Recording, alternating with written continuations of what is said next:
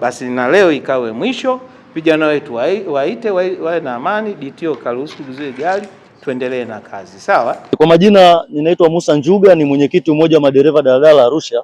Kwa kipekee kabisa nichukue fursa hii kumshukuru sana mheshimiwa mkuu wetu wa wilaya Bwana Mkude. Kwa kweli mzee huyu amekuwa ni msikivu sana. Nafikiri wote tunajua changamoto ambayo ilitokea jana kwa ajili ya masuala mazima ya upandishaji wa nauli holela.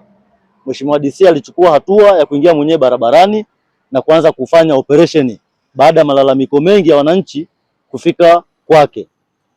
Pamoja na zoezi ambalo kaliendesha, alikamata pia baadhi ya madereva na magari. Japokuwa madereva walikimbia wakaacha vyombo vyao vya usafiri.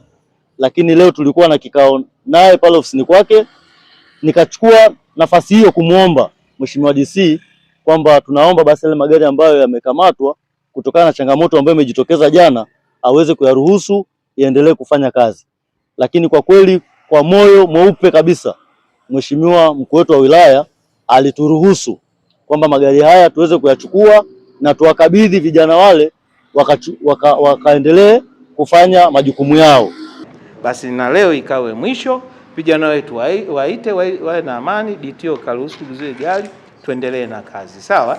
Kwa hiyo tunamshukuru sana Mheshimiwa mkuu wa wilaya kwa moyo wake wa usikivu, lakini pia kwa moyo wake wa kusamehe.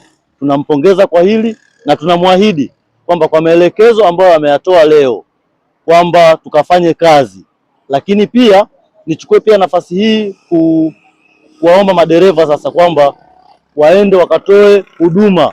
Biashara ya migomo, biashara ya makelele tena hakuna, na nauli ambayo imeruhusiwa kwenye mji wetu ni nauli mpya ya LATRA ambayo ni 700, 800 na kuendelea.